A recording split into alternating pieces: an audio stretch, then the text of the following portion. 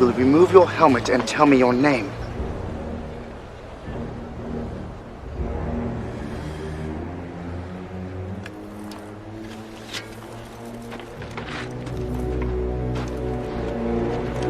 My name is Maximus Decimus Meridius, commander of the armies of the North, general of the Felix Legions, loyal servant to the true Emperor, Marcus Aurelius.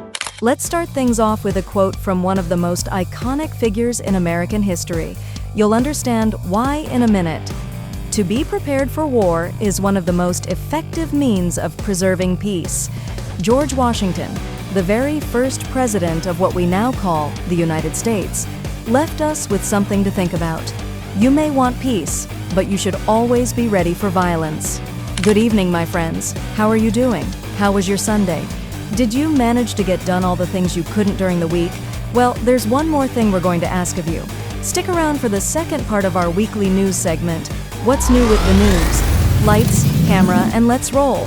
When it comes to movies, the big highlight this week is a title that'll take you back to the American Revolution against the British Empire, focusing on a young general, young Washington.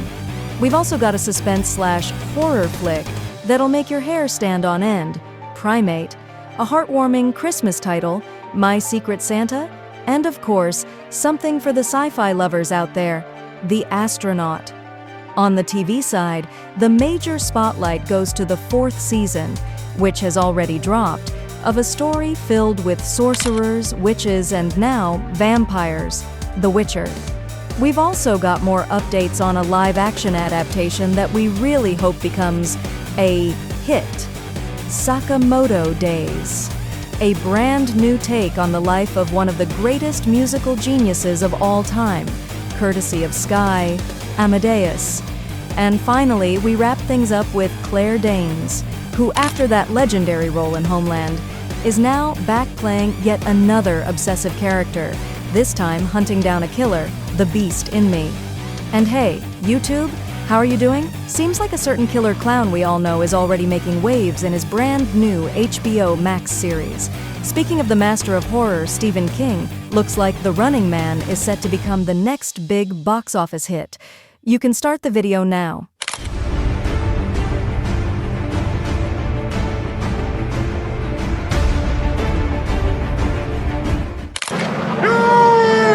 Shall not pass!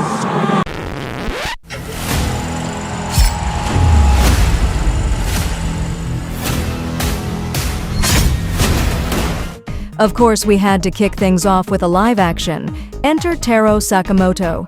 Get your sushi and sarcasm ready. Sakamoto Days is getting the live action treatment in 2026, with Ren Meguro stepping in as Sakamoto, apparently just because he felt like it. Fumiya Takahashi joins as Shin Asakura, and Yuichi Fukuda has already edited the film, without music or effects, but insists it's ready. The manga is in its final arc, and the film promises fight scenes choreographed by someone who's worked on Evangelion and Attack on Titan. So yeah, expectations?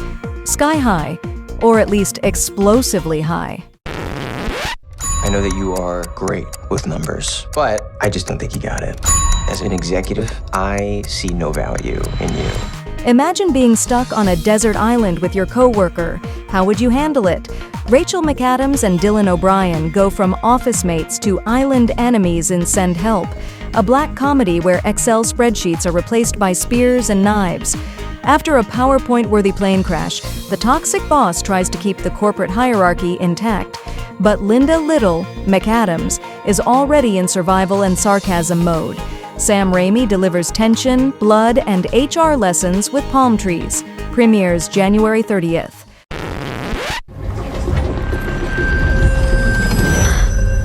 Something punctured your capsule and shattered your helmet.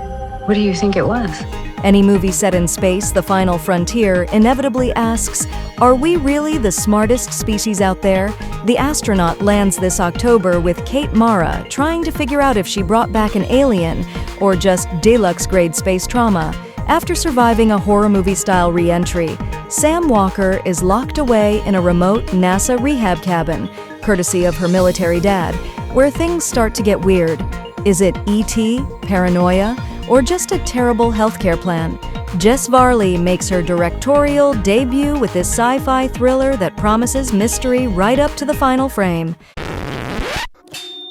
There's someone I want you to meet. This is Ben. My hand? He wants to shake my hand? Yeah. Naturally, we couldn't skip the one title that'll make you jump out of your seat. From Fear, obviously, Primate premieres January 9th and turns a tropical vacation into a hairy nightmare. An adopted chimp decides it's time to go full horror mode. Directed by Johannes Roberts and starring Johnny Sequoia and Troy Kotsur, the trailer is already giving people chills. And 18HZ Productions isn't stopping there. They've got Familiar, a new film from Kai Casas, and Suffer Little Children, a reimagining of the Spanish cult classic where the kids are cute until they're not. You want us to make you into an old man so you can get a job as Santa Claus at the ski resort? Let's open the seasonal floodgates. It's time for holiday movies. My Secret Santa hits Netflix on December 3rd, with Alexandra Breckenridge playing a desperate mom who transforms into a bearded old man named Hugh Man, all to score discounted snowboard lessons for her daughter. Think Mrs. Doubtfire meets Christmas at a luxury ski resort, complete with a 3D printer, unexpected romance, and a boss who starts sniffing out the scheme. Because when the budget's tight, even Santa might be a mom with a plan.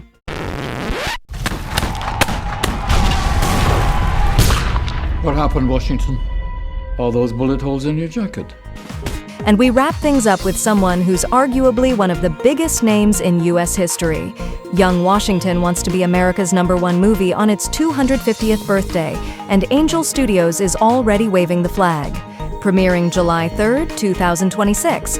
The film stars William Franklin Mill as young George in full-on war mode and tense meeting energy, decades before he became a presidential icon. Directed by John Irwin, the film faces stiff competition. Minions 3 drops 2 days earlier, but hey, Angel already beat out Hollywood once with Sound of Freedom. Let the fireworks begin.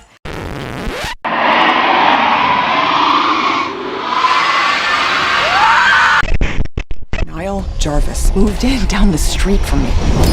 Maybe my next book should be about him. The whole world thinks they know what happened. You might recognize this actress from one of the best series of the past few years. The Beast in Me drops November 13th on Netflix, starring Claire Danes as a writer obsessed with a possible murderer, played by Matthew Rhys with charm and poison. She wants to write about him, he agrees. And the psychological chess match begins. Between blood, seduction, and Johnny Cash quotes, the series asks, who's the real predator? Spoiler, maybe both. Hi, sweetheart. 99% of the time when a child goes missing, it's a misunderstanding between parents, grandparents, nannies. Limited series tend to hit harder. Will this one follow suit? All Her Fault premieres November 6th on Peacock, with Sarah Snook in full panic mom mode. Her son vanishes during a playdate, and the woman who was supposed to have him has no clue who he is. What follows? Secrets, betrayals, and a deep dive into the dark side of suburban parenting. Based on Andrea Mara's best-selling novel, with twists that'll make you question your own neighbor. Ooh, very fancy. A musical genius from Austria, now in TV series form, courtesy of a British streamer. Yes, please. Amadeus lands in December on Sky, with Will Sharp playing a mischievous chandelier-jumping Mozart. Paul Bettany takes on Salieri, the bitter composer who sees talent and chaos in a repulsive genius. This reimagining of Peter Shaffer's classic promises opulence, intrigue, and a full-blown ego war with Baroque music and institutional venom. We can't trust the powers that be to protect us. We have to be the powers that be. Of course, we had to include a sequel. And yes, the cast is stacked. Palm Royale returns November 12th on Apple TV Plus with Kristen Wiig and crew serving up drama, luxury, and scandal in Palm Beach. Season 2 brings 10 weekly episodes through January and adds John Stamos and Patti LuPone to the mix. Ricky Martin is back. Despite being shot last season, and the trailer teases more secrets, more chaos, and probably more cocktails laced with social poison. I would never knowingly betray my own country. If they suspect that you're compromised, you're dead. Ever since his MCU debut, this actor's been everywhere, all at once. The Copenhagen test premieres December 27th on Peacock and brings cerebral tension. Simu Liu plays Alexander Hale, an intelligence analyst whose brain has been hacked, literally. Everything he sees and hears is being monitored, and now he has to fake normalcy while hunting down the culprits. Melissa Barrera plays Michelle, mysterious and maybe deadly. Espionage, paranoia, and toxic romance in a thriller where even your thoughts aren't safe. Put away your weapons, good people. They won't be necessary. As you can see, I bear no blade. And to wrap things up, some wisdom from the continent. Enter the most charming vampire in all of fantasy. The Witcher returns October 30th on Netflix with war, chaos, and a new Geralt, now played by Liam Hemsworth. Season 4 separates Geralt, Yennefer, and Ciri, but also brings unexpected allies. Spotlight on Lawrence Fishburne as Regis, a barber surgeon with more mystery than scissors. If they embrace their new-found families, they might just reunite, or at least survive. Red light active.